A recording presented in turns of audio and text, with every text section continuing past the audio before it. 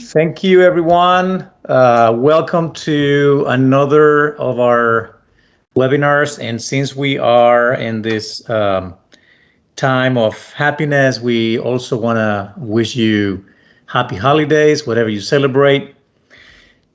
Today, we are starting with webinar number 4, and it's about remote proctoring. Our speaker, Gerardo, will take us through how our remote proctoring platform works.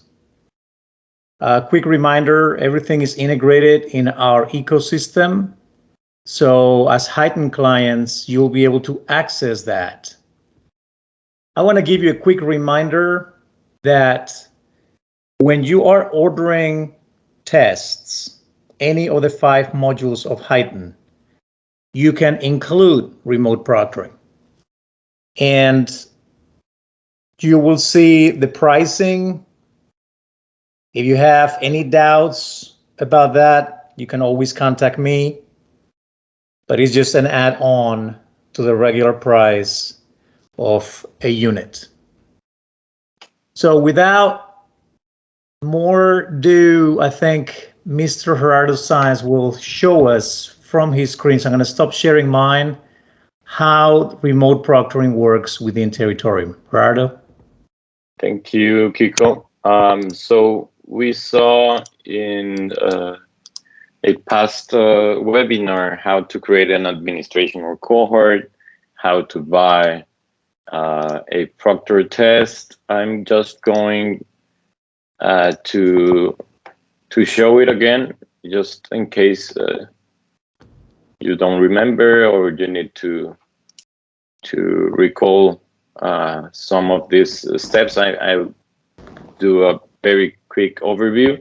So for any kind of HEIghten test, you have both options, with proctoring or without proctoring. So you choose in this case, quantitative literacy with proctoring.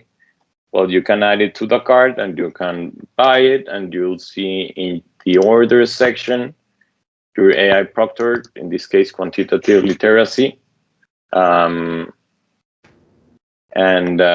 how many tests have been used and how many you bought in total. And once you have that, you can create a new administration and choose the AI proctored quantitative literacy. I did already an administration with proctoring. This is my administration or cohort I will going to use in this case. And well, as you know, you will send this code to students, and students within the same URL, they'll go and enter their code. And in this case, I will create a new account. I'll put it just Gerardo webinar.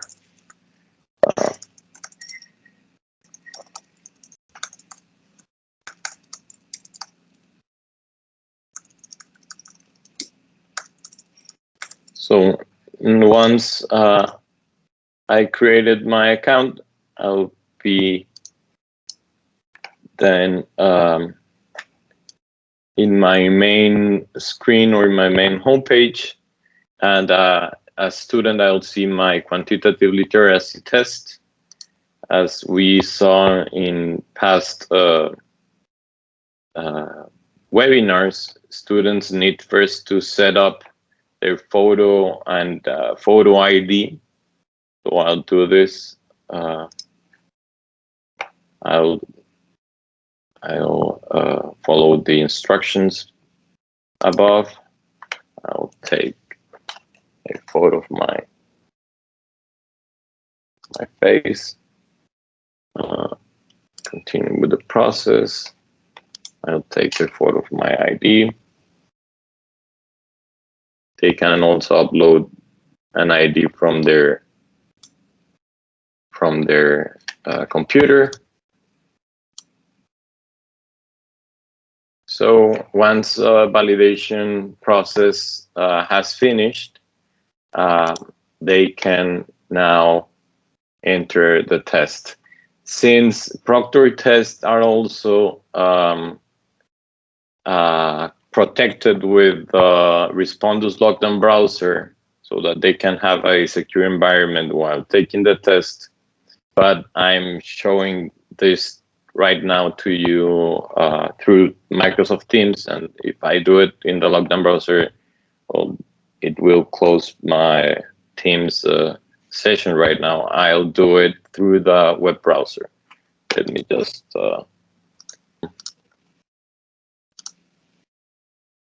as you can see, well, this will be executed in the lockdown browser once the students start the test. But as you can see, there's a webcam all the time. Students can just, if they are distracted, they just can, let's say, make invisible this square where I find my webcam recording. And while they're taking the test, there are also some kind of, let's say,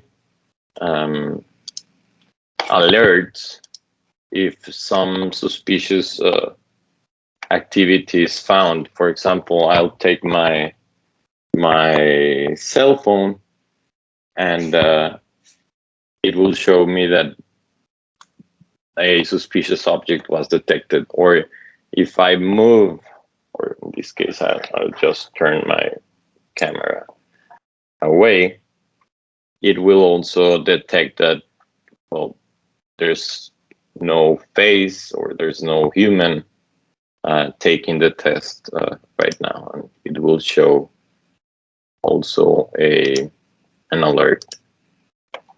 We can detect you. So these alerts are automatically triggered, and as we will see in a moment, human proctors can also see these anomalies in their dashboard. So, well, I will just submit it, and I'll go now to the quantitative literacy test. And as I am taking the test, anomalies are also recorded. To make this easier, I just will submit the test without any further questions answered. We saw this before. They can also see their report. And in this case, I'm going back as an admin. I will use my university demo user. I'll go back to the admin site, and in the administration section, specifically in the cohort I'm administrating right now, you'll see this green button here. So, well, this is basically a way to we will see it maybe in some advanced webinars, but you can also,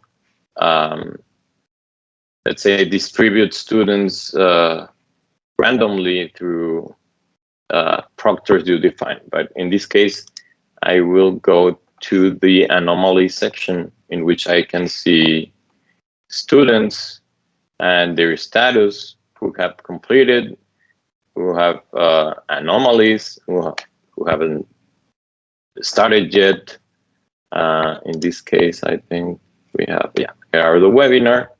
You can also block or unblock students if you find out, for example, in this case, you find out this student is making some suspicious activities or anomalies, you can block them. In this case, I'll go to check their specific anomalies. For example, we find out that there is one suspicious object detected. Well, in this case, is my AirPod. It's also a suspicious object, not detected. In this case, well, I don't appear in the webcam. I can block it directly here. And well, we have video recording also of the whole session. And well, I can also see when I was recognized or unrecognized. We can also find like a, let's say, a summary of how many different kinds of anomalies have been detected in this administration specifically. So this is basically how you can look at the automatized anomalies, and how you can also block or unblock in case you need it. In this case, for example, I just blocked this student, and there was a suspicious object.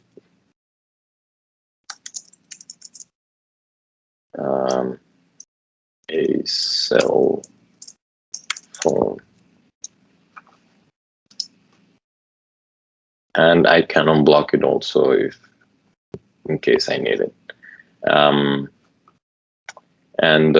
Well, that's basically how proctoring works, the AI, and also how human proctors can also manage students in terms of, or from a proctoring perspective. Thank you very much. If you have any questions, please feel free to ask. Yeah, I'm going to encourage people, if they have questions, to put them in the chat. I'm going to start sharing this screen again. And if we don't have any questions, what I'm going to try to do, Gerardo, is a quick recap of what you just said as a reminder for people. So remote proctoring is an option. They can choose it when they buy the test. And then once they create an administration, they can choose the remote proctoring tests that they bought. When the students go to a remotely proctored assessment or test, they will be once they started, they're going to be in a locked down browser environment, which means it's going to stop everything else in their PCs, and they're going to just focus on finishing that test. They're going to go through a few steps. All this recognition of the ID and all that is before the lockdown browser, but once they are recognized in there, then the browser will launch, everything else will stop. They will have to go with the test and finish. What's happening while all these students are taking this test that is proctored is that our remote proctoring system is sending alerts to the dashboard.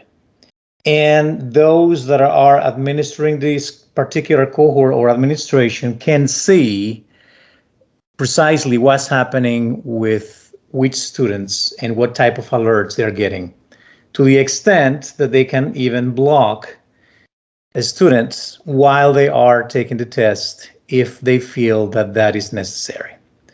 Otherwise, the administration will continue, and you will have a recording, and you will have the indication of all types of alerts and incidences that happen while they were taking the test.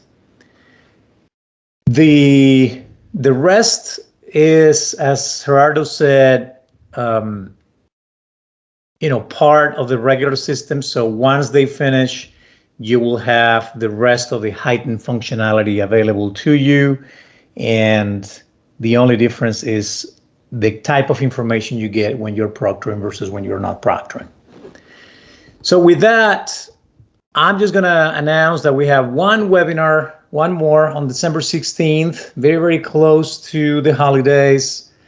And we are going to go through a recap of all the things that an institution can do if they have access to the different licenses for the CLR comprehensive learner record, the digital wallets, the remote proctoring, assuming that these webinars are for HEIghten clients. We are going to make sure that even though we mention HEIghten in passing in that webinar, we concentrate a little bit more on the other things. So you learn how those digital wallets work, how the HEIghten assessments are integrated in a comprehensive learner record, and how if you buy that functionality, you're going to be able to do a lot more things for your students. With that, I'm just going to finish. I just wanted to say this idea of a single point of contact for now. I'm going to be your single point of contact, continue to be your single point of contact.